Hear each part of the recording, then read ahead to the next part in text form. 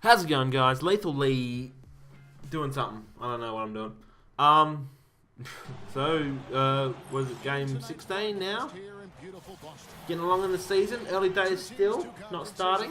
Bit disappointed. Don't worry. I'm sure we'll get there at some point.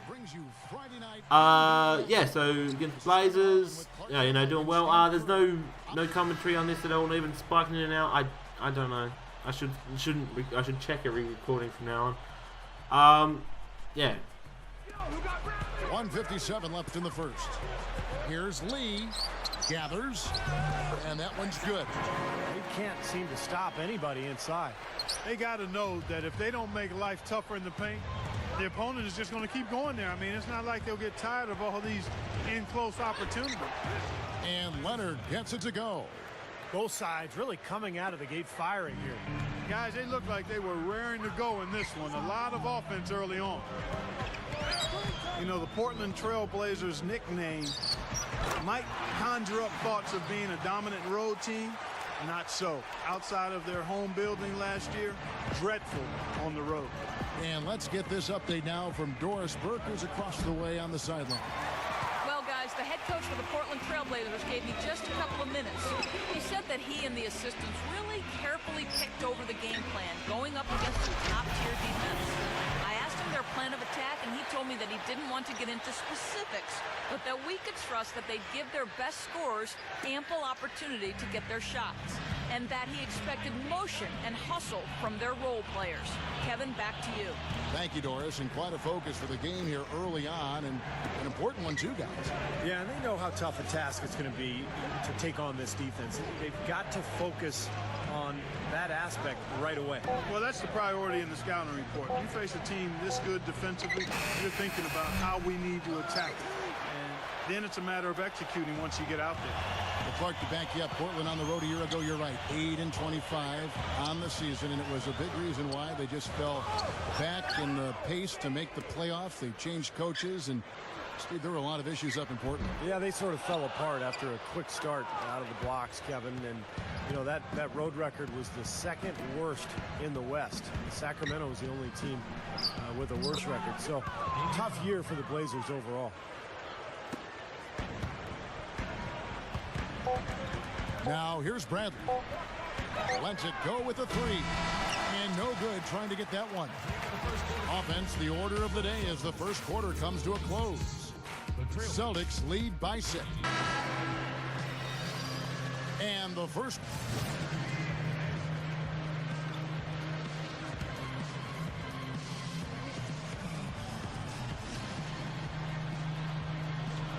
Here's Lee. Right now averaging 5 points a game. Pass to Garnett. Shoots over Hickson. Finds the bottom of the bucket from 13 feet out. 6 points for Garnett. Tough assignment for that defender with the size mismatch we're seeing. Yeah, I just don't think he's big enough to handle it. On the court right now for the Trailblazers, we've got Damian Lillard. Sasha Pavlovich is out there with Hickson, and it's Barton in at the 2. 6 on the shot clock. Here's Claver. Rebound by the Celtics. Garnett's got his 5th rebound in this one. This, of course, the first opportunity to play Portland this season. Well, last year they won both meetings in the season series, and it wasn't a surprise. I mean, this is the better team.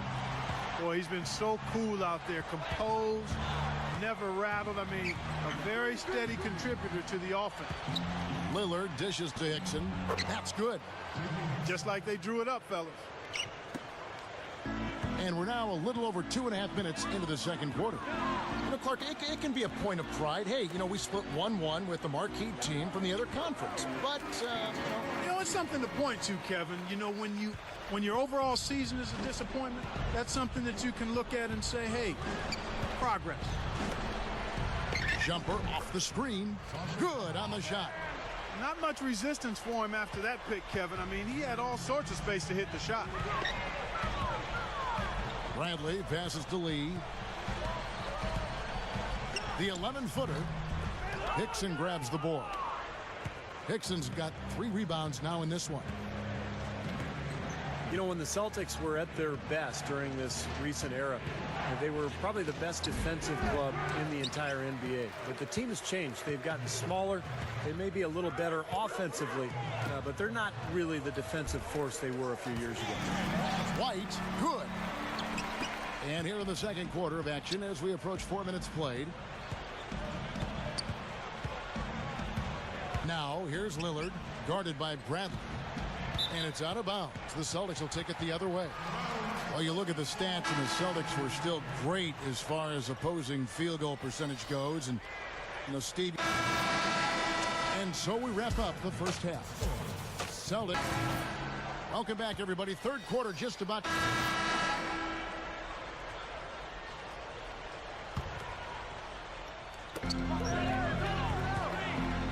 Crawford a screen on Williams. Bradley kicks to Crawford. With the lead pass, he came off the screen and finished with authority.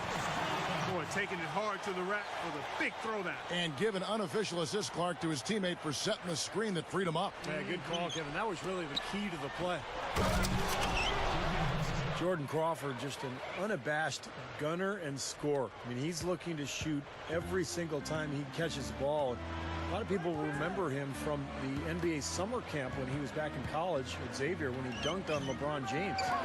Lee, he's in at 3. Wilcox is out there with Jared Sullinger. Then there's Jordan Crawford, and it's Bradley in at the 2 spot. That's the Boston 5. Let's go now to the sideline and catch up with Doris Burke. Hey, Doris. Hi, guys. Lights out in their last game against the Nets. Had a tough game. He ended with a few points. He never seemed to find his rhythm and ended with an abysmal shooting percentage. We'll see if he can bounce back here. You're bringing it, Doris. Thank you so much. Thanks for that report. And I know, Clark, he was pretty disappointed in that performance. And as a result, Kevin, I know we'll see him be more focused here. I mean, he does not like to lose or play poorly. And sometimes in the NBA, that's what happens. You have a bad one, and it refocuses you. You know, an 82-game schedule wears you down. Sometimes you need a bad performance to kind of rekindle the fire. Puts up the baby hook, and Crawford finishes inside. And the Celtics lead by 9.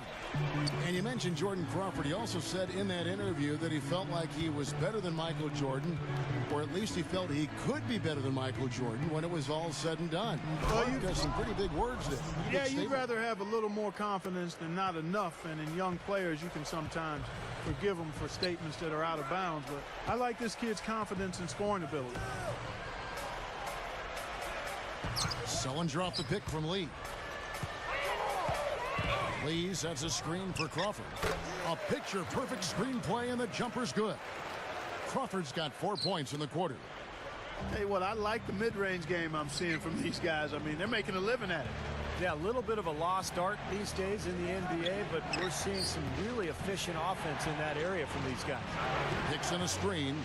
Babbitt kicks to Hickson. He got an advantage there off the pick and took it right in. Hickson's got 10 points. Boy, they are really getting chewed up inside here. I mean, that's 8 of the last 10 points they've given up inside, in the paint. Yeah, and the paint should be sacred ground for a defense. I mean, you can't let anybody just trot in there and get an easy bucket. Backing down his lead. 5 to shoot. Good look. Here's Wilcox, and he drops it in from the low post. Nice putback. That's why you want guys working hard on the boards at both ends of the floor. And that's it for the third quarter. Both teams scoring well as we head to the fourth. Celtics, as the fourth quarter gets rolling here, let's check out our Sprite uncontainable game. Let's go to Doris Burke. Hi, Doris. And Kevin, for that great stretch the Celtics put together. And we're around 2 minutes into the fourth quarter here. On the court right now for the Trailblazers. They've got Hickson. Nolan Smith is out there with Maynard. And it's Matthews. The D got there too late, and he'll go to the line. You know, despite the lead, you can't be content with jump shots. You got to continue to pound the ball inside in the second half. And I like what I've seen in their free throw attempts, because that points out just what you said, Steve. Fewer outside shots and more attacks at the rim.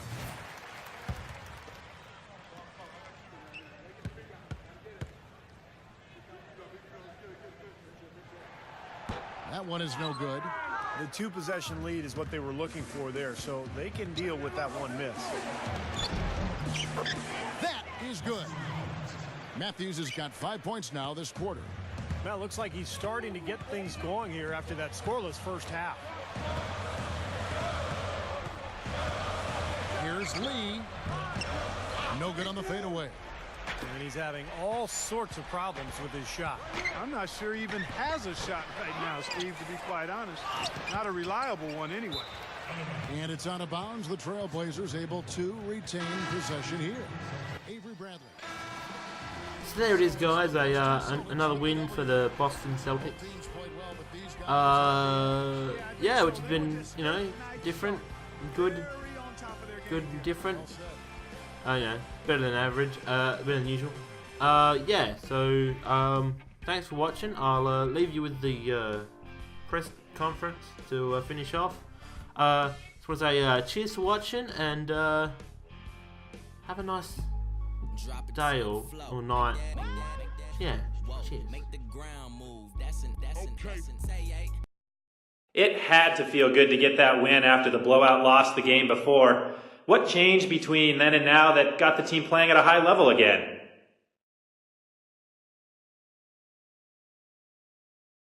I don't think anything major changed. We just did a better job of executing this time around. Maybe last game we weren't focused enough, or guys were tired for whatever reason, but tonight it felt like we were back to normal. This is the type of game this team is capable of playing. I guess it's going to take some work to make sure we do it night in and night out, and tonight was definitely a step in the right direction.